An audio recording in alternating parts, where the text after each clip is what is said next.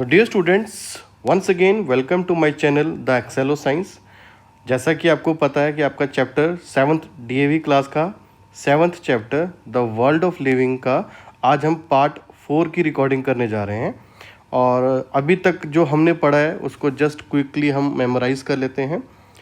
जैसा कि आपको पता है कि जो लिविंग थिंग्स हैं और नॉन लिविंग थिंग्स हैं उन दोनों में काफ़ी डिफरेंसेस हैं, और जो मेजर डिफरेंसेस हैं और मेन पॉइंट्स हैं जिसके बेसिस पे आप उनको लिविंग थिंग्स को नॉन लिविंग थिंग्स से डिफरेंशिएट कर पाते हो। First one is a cellular structure, growth, nutrition, respiration, movement, response, reproduction, excretion and life span. And in सारे 9 पॉइंट्स को वन गो में मेमोराइज करने के लिए हमने एक लाइन रिमेंबर करी थी, चलो गाय नया राग, मस्त राम रवि का एक तारा ले गया। तो इनके जो फर्स्ट इनिशियल थे उनके बेसिस पे हमने ये 9 करेक्टरिस्टिक्स वन गो में इजीली मेमोराइज कर लिए थे। नाउ अब हम इस पार्ट 4 में आगे बढ़ते हैं। तो लिविंग थिंग्स के बारे में हमने अच्छी तरह से स्टडी कर लिया कि उनके अंदर मेन क्या करेक्टरिस्टिक्स होते हैं। अब हम लिविंग थिंग्स को ब्रॉडली हम क्लासीफाई करते हैं। जैसा कि बच्चों आपको पता है कि जो लिविंग थिंग्स हैं उसको हम ब्रॉडली 2 कैटेगरीज में डिवाइड कर सकते हैं। First is plants and second is the animals. Meaning thereby कि जो लिविंग थिंग्स इस अर्थ पे अवेलेबल हैं ब्रॉडली 2 कैटेगरीज में हम डिवाइड कर सकते हैं। पहला है प्लांट्स, दूसरा है एनिमल। नाउ प्लांट्स और एनिमल में क्लासीफाई करने के बाद अब हम आपके साथ एक सिचुएशन डिस्कस करते हैं बच्चों। आप अपनी सराउंडिंग्स में आसपास कितने तरह के प्लांट्स देखते हो?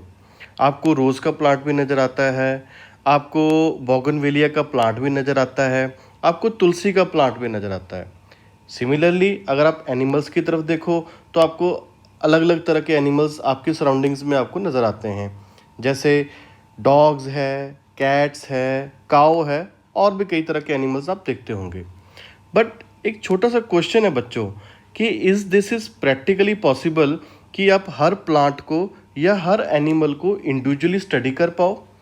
तो इस प्रोसेस को सिंप्लीफाई करने के लिए एक प्रोसेस निकाला गया and that process is called as a classification. Now classification क्या होता है बच्चों?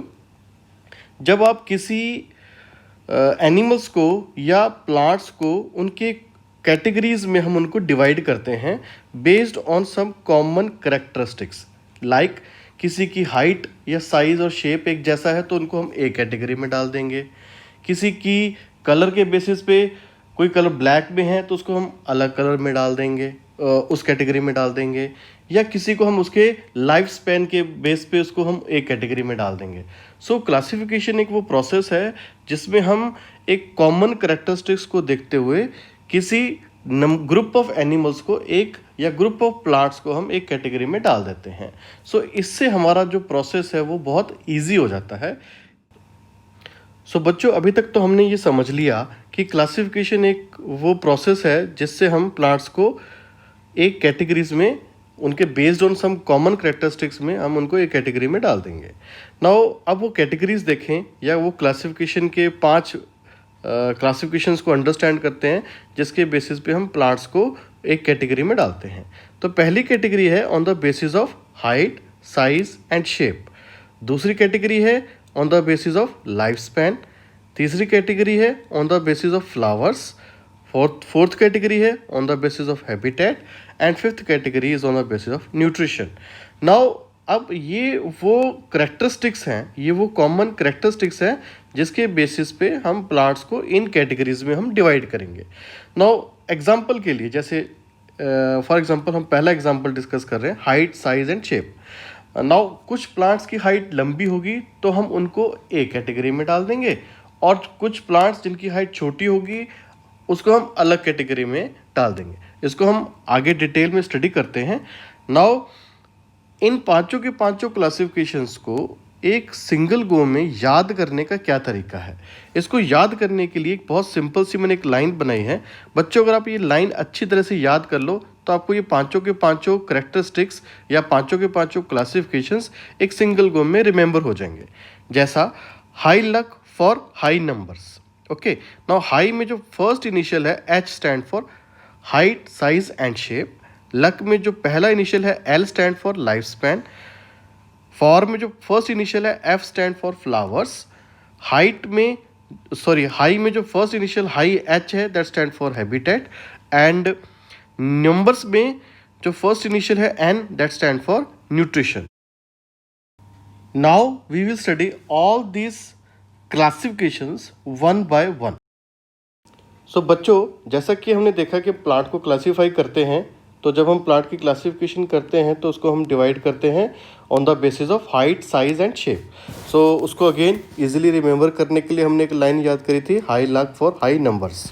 तो उसमें पहला जो वर्ड है H stand for height, size and shape. तो हाइट, साइज, शेप अगर की बात करते हैं तो प्लांट्स को हम ब्रॉडली 3 कैटेगरीज में हम डिवाइड करते हैं। पहला है हर्ब्स, दूसरा है श्रब्स, तीसरा है ट्रीज।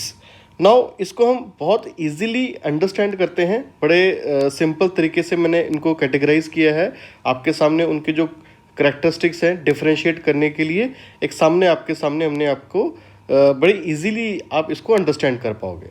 जैसा कि हर्ब्स की बात करते हैं तो हर्ब्स जो होते हैं first of all they are very small, और जो श्रब्स होते हैं वो मीडियम साइज्ड होते हैं, और जो ट्रीज होते हैं वो टॉल एंड लार्ज होते हैं। नाउ जो हर्ब्स की जो हाइट होती है वो that varies from few centimetres to 1 metre, यानी कि 1 मीटर तक उनकी हाइट होती है। लेकिन जो श्रब्स होते हैं उनकी जो हाइट होती है that varies from 1 metre to 3 metre, और एक्सेप्शनल केसेस में it may goes from 6 metre to 8 metres also. और जो ट्रीज होते हैं उनकी जो स्टेम्स होती है that is very strong and woody. Herbs के अंदर जो उनकी स्टेम्स होती हैं काफ़ी सॉफ्ट होती हैं और ग्रीन इन कलर होती हैं, और जो स्टेम्स होती हैं श्रब्स की that is very hard and woody in nature. और अगेन जो स्टेम्स पहले भी हम डिस्कस कर चुके हैं, जो ट्रीज़ हैं उनकी जो स्टेम्स होती है वो काफ़ी स्ट्रॉन्ग और वुडी होती है। एग्जाम्पल्स की अगर हम बात करते हैं हर्ब्स के अंदर तो उसमें ग्रीन वेजिटेबल्स आती हैं, और ग्रासेस आती हैं, और फ्लावरिंग प्लांट्स भी आते हैं। जैसा कि एग्जांपल में आप देख पा रहे हैं यहाँ पे जो मिंट की लीव्स हैं, यानी कि जिसको हम पुदीने का पौधा आपने देखा ही होगा, उसकी हाइट काफ़ी छोटी होती है। So on the basis of height and size और शेप की बात कर रहे हैं तो पुदीना जो है that comes under the herbs category. और जो रात की रानी का जो पौधा है और बोगनवेलिया का जो पौधा है, रोज़ और जो कॉटन का जो पौधा है that comes under the shrubs categories. So this is a picture of cotton plant and this is a picture of a bougainvillea plant जो आपको यहाँ पे नज़र आ रहा है। और अगर हम ट्रीज़ की बात करते हैं तो उसमें एग्जांपल है नीम का ट्री है, पीपल का ट्री है, मैंगो का ट्री है, और एप्पल का ट्री भी आपने देखा होगा। तो ये सामने आपकी जो पिक्चर नज़र आ रही है ये कौन सा है, ये नीम का ट्री है। अब एक एक्सेप्शनल एग्जांपल आपको हम डिस्कस करना चाहेंगे under the section of do you know category. जैसा कि आपकी बुक में दिया गया है कि जो बनाना का प्लांट होता है, आपने देखा होगा बनाना यानी कि केले का जो पौधा होता है, उसको एक्सेप्शनली हम हर्ब्स कैटेगरी में कहते हैं। ऑल्दो ये काफ़ी लंबा भी होता है, बट क्यों कहते हैं, क्योंकि एक तो सबसे पहले ध्यान से देखो, अगर आपने बनाना का प्लांट देखा होगा तो जो उसका जो स्टेम होता है that is in green in colour, okay. And because इसका जो स्टेम है दैट इज़ अंडरग्राउंड, वो अंडरग्राउंड होता है, और as in case of ginger जिसका अदर केसेस में होता है। और जो इसका ट्रंक है that consist of a leave basis rolled over the one another, यानी कि जो इनके लीव्स हैं वो एक दूसरे के ऊपर रोल्ड ओवर होती है और वो ग्रीन इन कलर होती है। सो दैट इज़ वाई जो बनाना ट्री है that comes under the herbs category.